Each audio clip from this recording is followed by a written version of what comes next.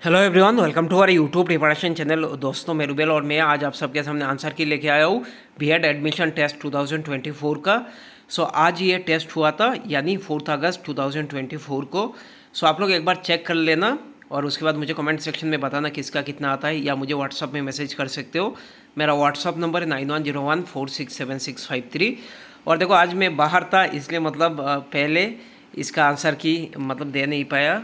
तो अभी मैं रूम पे आया हूँ, तो आप लोगों के लिए स्पेशली कह सकते हैं आंसर की लेके आया हूँ। तो आप लोग पूरा वीडियो एंड तक देखना, थोड़ा लंबा होगा। इस पर ट्राई करेंगे हम लोग पूरा 50 क्वेश्चन कवर करें। तो आप लोग चेक कर लेना अपना स्कोर और उसके बाद मुझे कमेंट सेक्शन में बताना या मुझे व्हाट्सअप में मैसेज कर देना।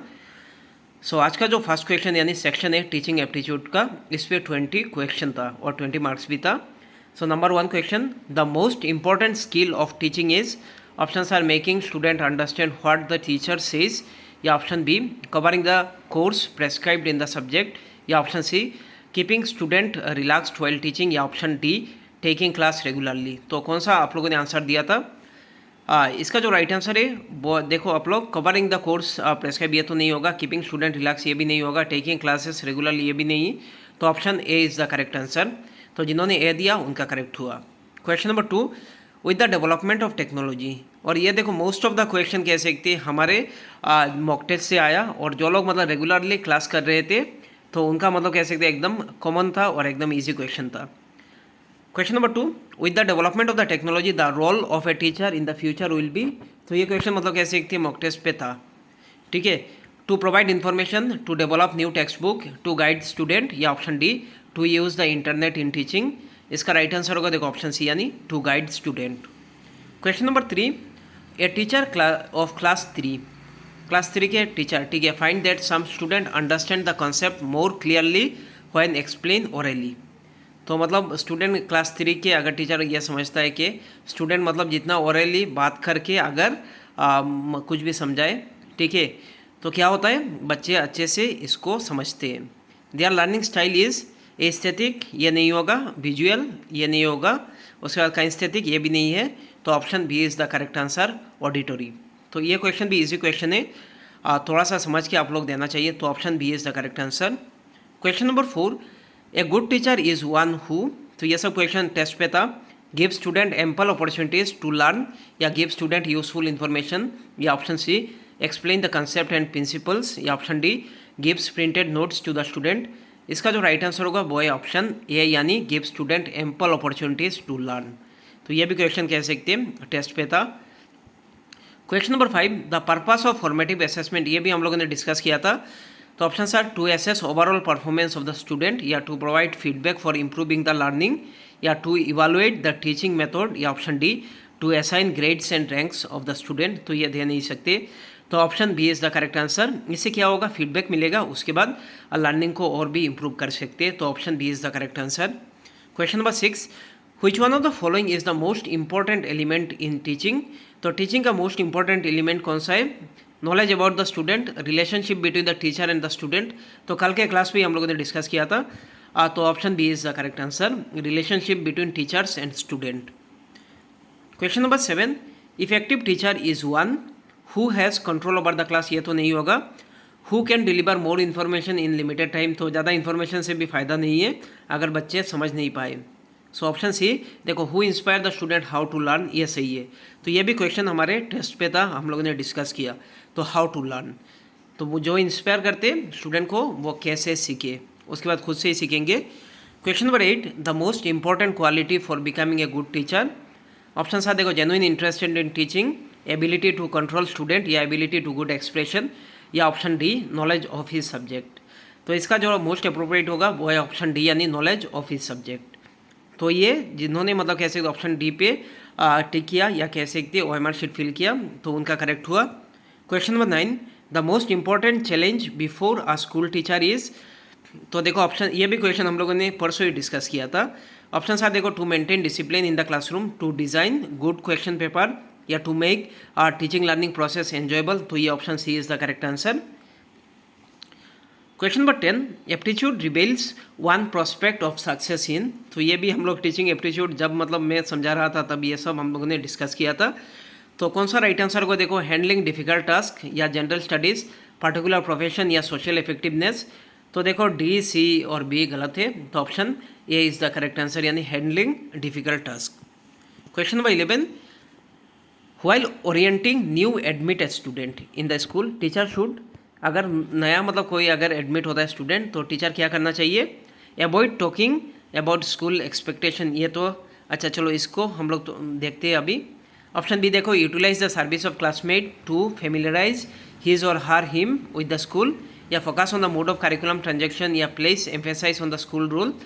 तो इसका जो अप्रोप्रिएट आंसर होगा वो है ऑप्शन बी, यानी utilise the service of classmate to familiarise him और हर विद द स्कूल। तो option B is the correct answer.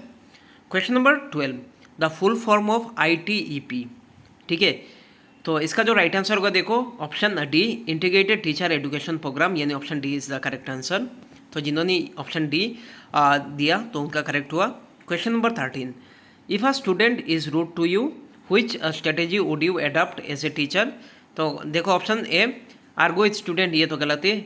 Express the shock at such behaviour, ये भी मतलब कैसे तो उतना अप्रोप्रिएट नहीं है। पनिश द स्टूडेंट, ये भी पनिश नहीं कर सकते हो, तो एक ही ऑप्शन बचा है वो है option D, remind the student of classroom rule. तो option D is the correct answer. Question number 14, which of the following characteristic is a person with scientific attitude, ये भी हम लोगों ने डिस्कस किया था। तो देखो एडवेंचर, ब्रेविटी, शार्प मेमोरी या ऑब्जेक्टिविटी। तो उस दिन ही हम लोगों ने डिस्कस किया था, देखो ऑब्जेक्टिविटी, रिलायबिलिटी, ये सब मतलब इंपॉर्टेंट होता है, तो option D is the correct answer. Question number 15, as a teacher you can resolve your difference with your colleague भाई। तो एज ए टीचर मतलब आपके कॉलीग के साथ जो डिफरेंस है वो कैसे रिजोल्व करोगे। ऑप्शन सर देखो, complaining to the head teacher and principal, ये गलत है। रिजोल्विंग थ्रू म्यूचुअल डिस्कशन, तो option B is the correct answer. बाकी देखो arguing with and proving you are right, ये तो गलत है। Avoiding and ignoring your colleague, ये भी गलत है, तो option B is the correct answer, resolve करना through mutual discussion. Question number 16, the best way to react to a wrong answer given by student, तो ये भी हम लोगों ने डायरेक्ट डिस्कस किया था। तो देखो कौन सा राइट आंसर है, इसका राइट आंसर को देखो ऑप्शन डी, यानी to explain why the answer is wrong. तो डायरेक्टली आप लोग बोल देना, बाकी देखो टू स्कोल्ड तो नहीं कर सकते और बाकी दूसरे मतलब घुमा नहीं सकते हो, ठीक है, डायरेक्टली आप लोग ये बोल देना क्यों आंसर गलत है, तो option D is the correct answer. Question number 17, classroom discipline can be maintain if the teacher is appealing to student, तो ये गलत है, ठीक है, अपील कर सकते हो लेकिन उतना मतलब इस पर अप्रोप्रिएट नहीं है। Assign responsibility to the student, ये सबसे सही आंसर है, यानी option B is the correct answer, assign करना रेस्पॉन्सिबिलिटी स्टूडेंट को। Question number 18, dash is not an appropriate tool for formative assessment, तो ये भी हम लोगों ने डायरेक्टली किया था क्लास पे और कह सकते हैं टेस्ट पे भी। तो ऑप्शन देखो असाइनमेंट, क्विज, टर्म टेस्ट या ओरल टेस्ट, इसका जो राइट आंसर होगा वो है ऑप्शन सी, यानी टर्म टेस्ट। तो ये अप्रोप्रिएट टूल नहीं है फॉर्मेटिव असेसमेंट का। Question number 19, interaction inside the class should generate, दो इंटरेक्शन क्या मतलब कह सकते जनरेट होता है, शुड जनरेट करना चाहिए आर्गूमेंट्स, इन्फॉर्मेशन, कंट्रोवर्सीज या ऑप्शन डी आइडियाज़। तो ये option D is the correct answer, ये सब डिस्कस हुआ था और जो लोग मतलब क्लास पे थे तो उनके लिए बहुत ज़्यादा फ़ायदा हुआ। Question number 20, the best approach to teach the concept of triangle is by, तो कैसे आप लोग कॉन्सेप्ट मतलब कह सकते हो ट्रायंगल का वो बच्चों को दे सकते हो। Presenting A colourful picture of A triangle, presenting picture of triangle and rectangle, presenting pictures of triangle various size, option D presenting pictures of triangle and circle. इसका जो राइट आंसर होगा वो है ऑप्शन सी, यानी presenting pictures of triangle of various sizes. तो option C is the correct answer. तो आप लोग मुझे कमेंट सेक्शन में बताना किसका कितना करेक्ट होता है टीचिंग एप्टीट्यूड पे। ये सब डिस्कस क्वेश्चन था, तो कोई भी गलत नहीं करोगे आई होप। उसके बाद देखो current trends and issues in education, इसमें 10 मार्क्स और यह सेक्शन बी का है। Question number 21, the purpose of gender inclusion fund, ये पोर्शन थोड़ा सा घुमा के दिया, जो लोग क्लास पे थे उनके लिए ईजी हो गया। The purpose of the gender inclusion fund as envisioned in the national education policy, यानी NEP 2020। तो देखो कौन सा राइट आंसर होगा, देखो to provide equitable quality education for all girls and transgender student, तो option A is the correct answer. तो जिन्होंने ऑप्शन ए दिया उनका करेक्ट हुआ। Question number 22, which report card has been proposed for assessment of student performance as per NEP 2020, तो ये भी हम लोगों ने डिस्कस किया था। देखो options are report card specifying relative performance of the student in comparison to other. बाकी देखो report card of the student performance in paper and pencil test through the year, या option C 360 degree multi discipline dimensional report card, या option D summative unidimensional report card. तो इसका right answer होगा देखो option C 360 degree multidimensional report card. तो option C is the correct answer. Question number देखो 23, the National Institute of Education यानी NIE is one of the constituent bodies of. तो देखो option are NCT, NCERT, SCERT या Delhi university. इसका जो right answer होगा वो है ऑप्शन बी यानी NCERT। तो जिन्होंने NCERT दिया उनका करेक्ट हुआ। Question number 24, the combination of classroom teaching with elearning to create a hybrid approach to teaching is called. इसको क्या बोलेंगे हम लोग, ये भी हम लोगों ने डिस्कस किया था, ब्लेंडेड लर्निंग, यानी option C is the correct answer. Question number 25, fundamental duties are added to the Indian constitution through which amendment act. इसका राइट आंसर होगा देखो ऑप्शन ए यानी 42nd अमेंडमेंट एक्ट। तो जिन्होंने 42nd दिया उनका करेक्ट हुआ। क्वेश्चन नंबर 26, देखो ये भी क्वेश्चन डिस्कस था, digital store house which saves the information about the credit earn by the individual student is called. इसको क्या बोलेंगे, एकेडमिक क्रेडिट बैंक या एकेडमिक बैंक ऑफ क्रेडिट, या option C academic credit store house, या option D digital credit store house. इसका right answer होगा देखो academic bank of credit यानी option B is the correct answer. और इसको लेके भी हम लोगों ने बहुत सारे डिस्कस किया था, और बहुत सारे स्टूडेंट मुझे फ़ोन करके बोला कि उनका मतलब एक क्वेश्चन मतलब कह सकते बहुत ईजी आया, कॉमन आया, और कह सकते उनका कह सकते most of the question correct था। तो मुझे अच्छा लगा। तो आप लोग चेक करके मुझे कमेंट सेक्शन में बताना।